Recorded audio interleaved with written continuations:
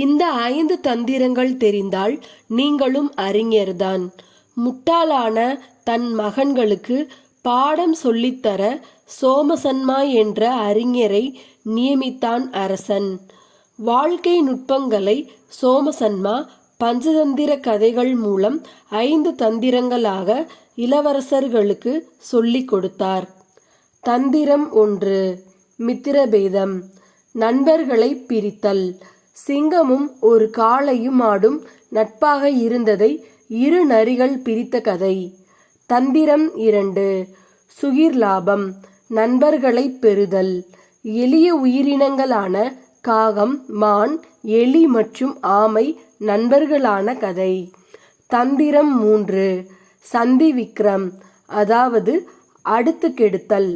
ஆந்தைகளும் காகங்களும் பகையாக இருந்த நிலையில் ஒரு முதிய காக்கா உறவாடி ஆந்தை இனத்தை அழித்த கதை. தந்திரம் 4. அர்த்தநாசம்.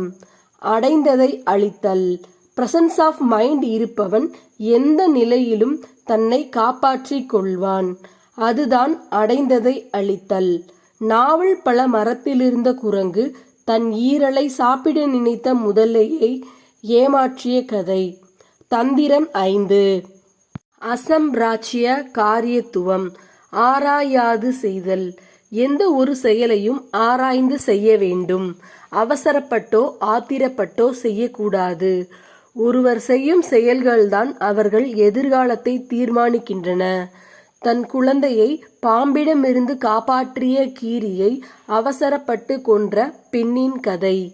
இந்த 5 தந்திரங்களையும் பின்பற்றுங்கள், வாழ்வில் வெற்றி பெறுவீர்கள். இதில் உள்ள கிளை கதைகளை படிக்க பஞ்சதந்திர கதைகளை படியுங்கள்.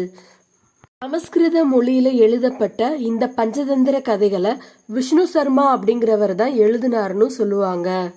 முதல் தந்திரத்தில் 30 கதைகள், 2வது தந்திரத்தில் 12 கதைகள், 3வது தந்திரத்தில் 18 கதைகள், 4வது தந்திரத்தில் 12 கதைகள், 5வது தந்திரத்தில் 12 கதைகள் அப்படின்னு 84 கிளை கதைகள் இதுல இருக்கு. பெரும்பாலும் விலங்குகள் தான் கதாபாத்திரங்களா இருக்கு.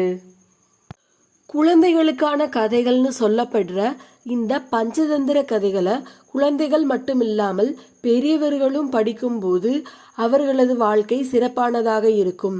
நம்ம அறியாமலேயே இந்த கதைகள் நமக்கு வாழ்க்கைக்கு ஒரு வழிகாட்டியாக இருக்கும்.